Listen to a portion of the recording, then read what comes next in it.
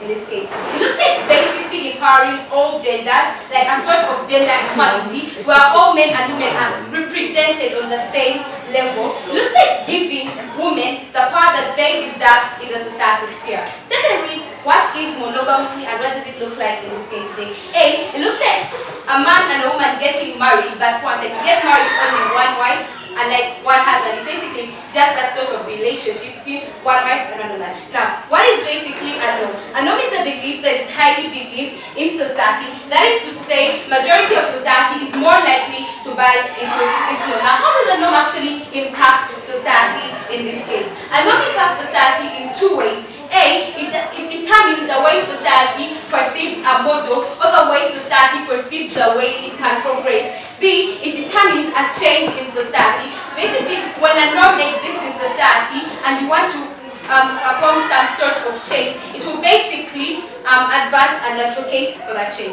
Now to move on with our case. What is our justification for carrying this out? A, on the grounds of women marginalization.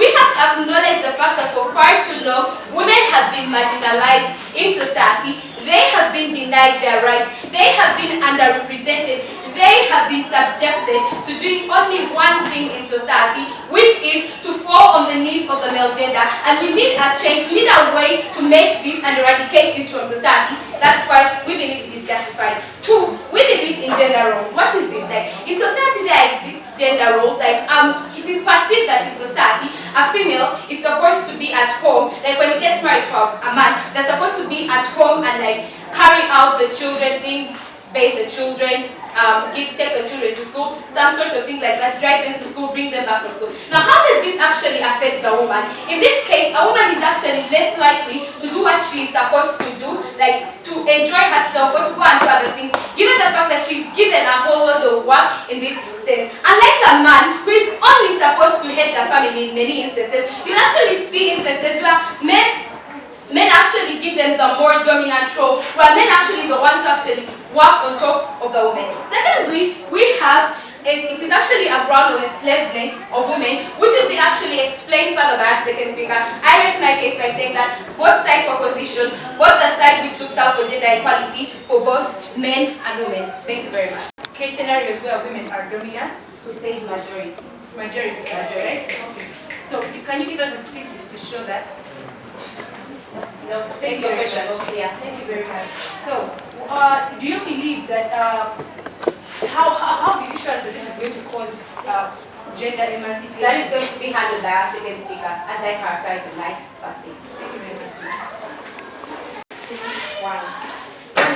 I'm here to negate the motion that says that this House believes that full gender emancipation requires the end of monogamy as a social norm.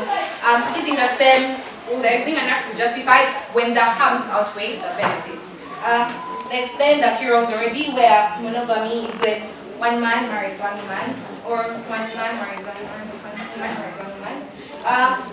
They explained the norm, where it's a highly believed, let me say, per se of something into your society. They explain full gender rights as the full social. We explain the full gender emancipation as a full social political freedom given to genders, and they have been prioritizing the women according to their speech. We're here to state that full gender emancipation, not full women emancipation. They stated their case continuously prioritizing the majority of the women. That itself is not gender emancipation. We're here to state that yes, we believe this can be, let me say, to take their world where they think monogamy is the end, monogamy will be what's required to end the full gender emancipation, right? But we are here to prove that there are other ways that you can end this full gender emancipation that can be more effective and have less harms, such as having freedom movements, putting policies and laws against it, switching gender roles in the society. If you're saying yes, men are the ones building, doing brickwork and all that, majority of the men, let's switch the gender roles. Let the men be the ones, as already seen, be the ones to start taking on serving tea in cafeterias, and the women also start bricklaying. That's emancipation, because you're giving them full special freedom, you're giving them social political freedom given to both genders. You can give them their roles in parliament, where believes that full gender emancipation requires the end of monogamy as a social norm. With this, I would like to end my my case by saying we believe yes, you can end it, but there are better alternative ways with less harms. Thank you. Okay, one. Let's go. You stated your characterization of that, and actually skill. Norms affect or influence gender-based discrimination. They do. Good. Preaching emancipation and all that stuff, but at the end of the day, nothing is being achieved. If it was actually achieved, we would not even have this motion. Right? They come and tell us, oh, they're going to switch gender roles. Understand one thing and why you actually want to eradicate monogamy. Monogamy preaches that one person has to be dominant. That is why we want to remove monogamy. How does this look like? What is the basis of monogamy, right? This looks like religion, right? Preaching one man, one wife, one woman, one man, one wife, basically one man partner. And in the end of the day, in things like marriage, because this is where monogamy comes in best, you always have the man being the head of the family, right? It also influences gender roles, such as, oh, women are supposed to clean, women are supposed to cook, things like that. At the end of the day, there is no way you're going to raise gender. Pano, if you remove this, we believe you can actually raise. Oh, they come and tell us, oh, this motion is not about only women. But Pano, even understand, even when we have a one-man, one-woman relationship, even in that one-man, we always have a woman instead, right? One of them would probably be a woman. So either way, they'll be affected. Secondly, even they say full gender emancipation. Our first speaker mainly talked about women. Why? Because they're the ones that are mostly going to benefit from this gender emancipation, right? At the end of the day, why do we achieve this best? Number one, we remove a system that preaches a dominant narrative that someone in a monogamous institution has to be dominant, right? Secondly, once we remove that, at the end of the day, we believe we would achieve some sort of equality, right? It's easier for people to rise. That is to say, even the switching gender roles can actually be achieved on our side directly. Why? Because now we can easily switch gender roles. Because this dominant narrative preaches this sort of idea that, oh, men are supposed to be the ones to go to work while women actually don't. So it's easier, it's even harder on their side to actually switch gender roles. So if you want to switch gender roles, please let us eradicate monogamy, right? Secondly, even the freedom movements they talk about, either way they'll still go. People will come up and rise and be like, oh, let us practice gender emancipation, right? But at the end of the day, that is not going to work when you don't solve the problem at home, right? When you don't solve the hardcore thing of this narrative that is telling women, that is preaching to people that someone has to be dominant, right? Because at the end of the day, we clearly even see this in marriage, right?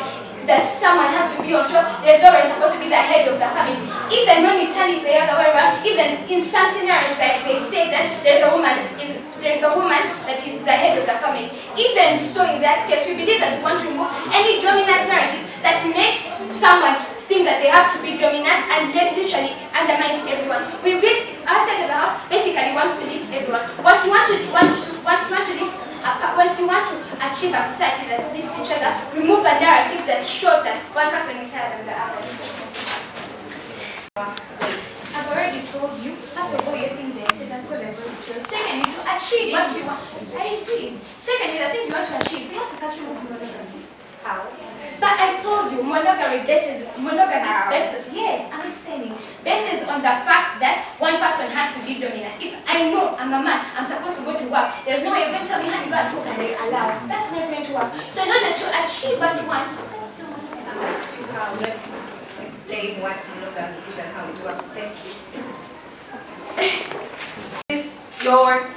Your way will actually work and be implemented in society at a fast rate as you want it to be. That's why we are giving you other options in which you can actually achieve gender emancipation without eradicating monogamy. Monogamy isn't the root cause of this gender emancipation. It's not even our cause. It's the way society might perceive monogamy.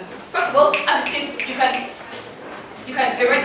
switch up gender roles. You can switch gender roles whereby a man and a woman can switch gender roles whereby a woman can do the same things that a man can do, and a man can do the same roles that a woman was doing. A man can cook for the family, he can pick up the kids, he can do the laundry. A woman can also be the main income earner in the family. She can go to work, she can pay the taxes, she can pay the bills and all that. And then this can actually cause a rupture effect in society. Whereby if I see my fellow man striving hard, working every day, paying the bills in her home, I'll actually be motivated and actually to inspire me to actually do the same for my family.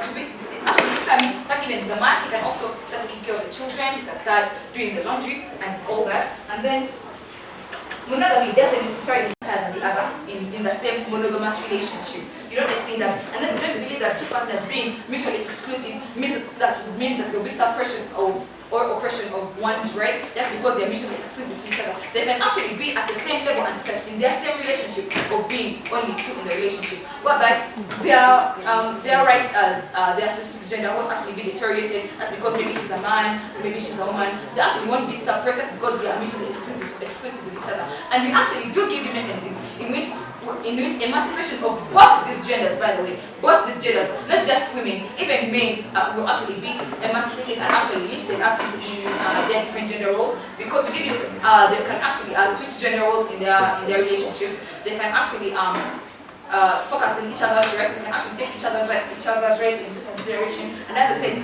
this switching of gender roles actually have a rupture effect, therefore reaching and spreading across another majority of people who are in these monogamous relationships to actually switch up gender roles, because they're only two, they're mutually exclusive to each other. Meaning that either way they'll have to take part in each other's gender roles at a point in time.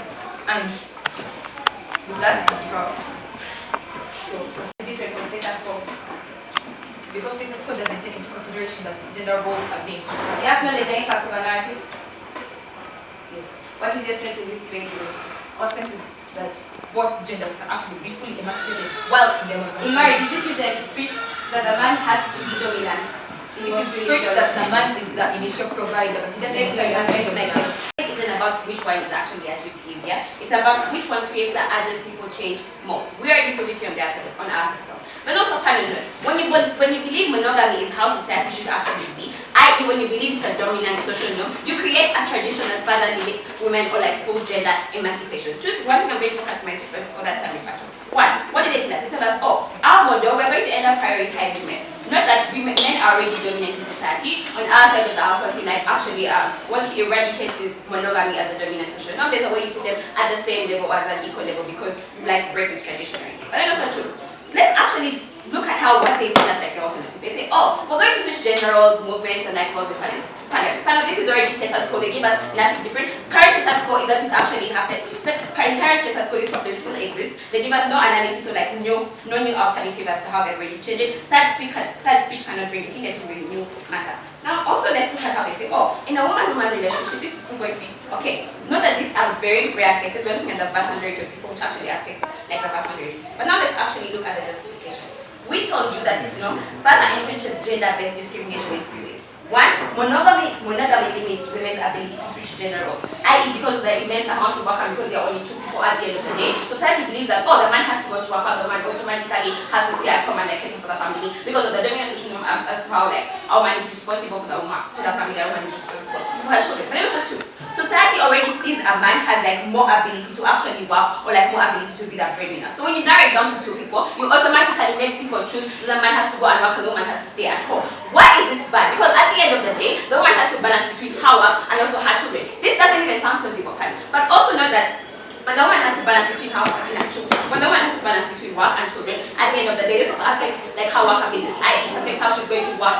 It affects how she's going to perform in her job sphere. Already to that women are already like marginalized in these job spheres. Women are already underlooked in these job spheres. They are no furthermore interested. But also three, we told you that there are rare cases whereby women are dominant. They say, oh, in some monogamous relationships, women are dominant. We have to look at the vast majority of people, but then also too, in the cases whereby women are dominant, this is where they have more money. But because of systematic structures, very few women actually have more money than the men. At the end of the day, we told that monogamy creates a like sort of environment whereby women automatically have to stay home and balance between raising their kids or like helping out the family and work. This is essential because at the end of the day, because like sort of a divorce happens, the women aren't able to financially support themselves and their kids at the end of the day.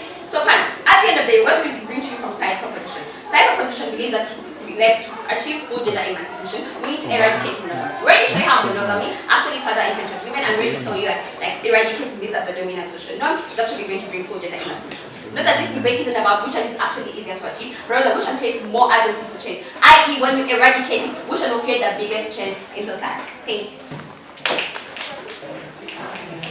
At a very fast rate, right? It has to be solved very fast because it's urgent, right? And we are saying that therefore eradicating monogamy is going to take a longer time. Hence, taking a longer time is not going to actually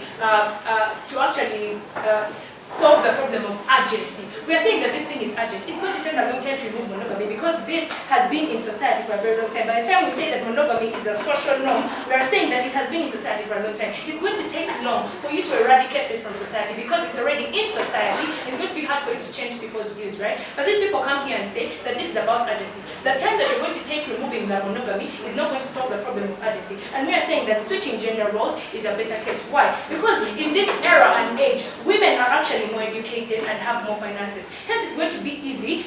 It's going to give the woman to stand a better chance of turning these gender roles aside. Because we see that if there are two people together, right? One woman, one man, right? And we're seeing that the woman has more education, she has more money. Why would it be so hard for a man to take over her roles, yet he does not have the ability to fend for the family? We're saying that ours is a better choice. Because in this era, women are educated. We are educating women, we are giving them power. This is going to enable us for them to stand a better chance in this case. Yes,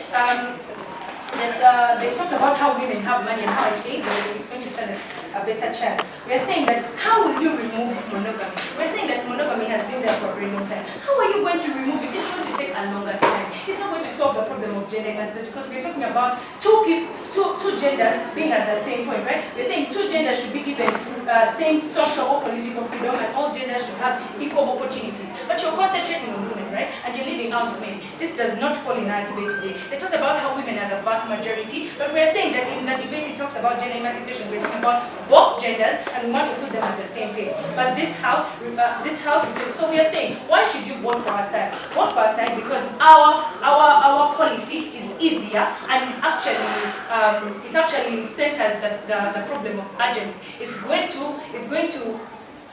to talk about urgency because it's easier to fulfill than their policy. So I end my speech by saying that we as a community are very proud to negate this. Thank you.